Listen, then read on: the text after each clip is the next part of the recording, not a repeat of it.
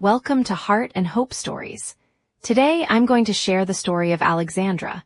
A few days after overhearing that conversation, I tried to avoid drama. I focused on work. I focused on myself. I hoped things would improve. But one Saturday morning, everything exploded. I was making breakfast when I heard Sonia screaming from her room. "My money is gone." Everyone rushed to see what happened. I followed behind them. Sonia looked furious.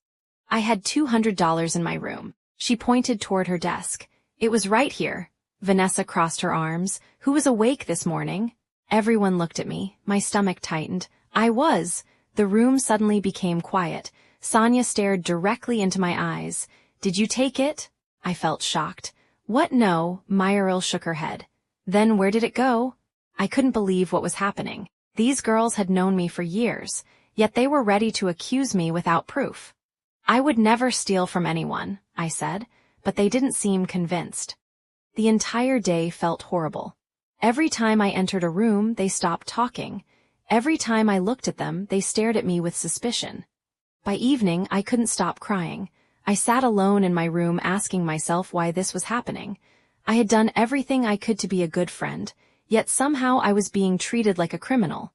That night, I prayed.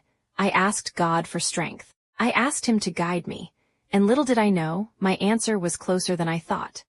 The next morning, I woke up feeling exhausted. I couldn't stay in the apartment another minute.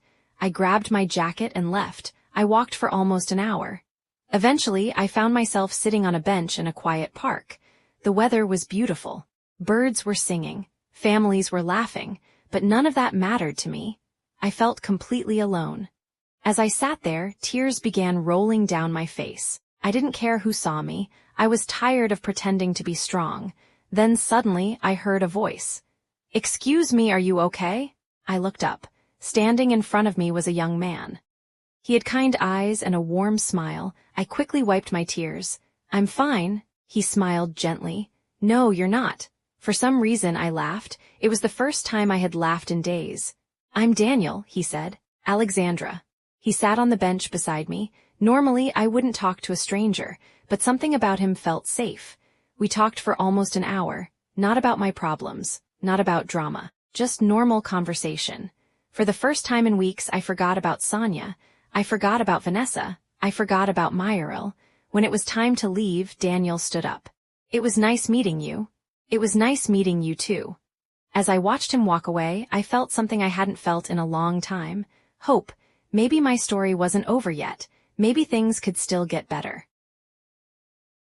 Thank you for watching. Please like, share, subscribe for the next episode.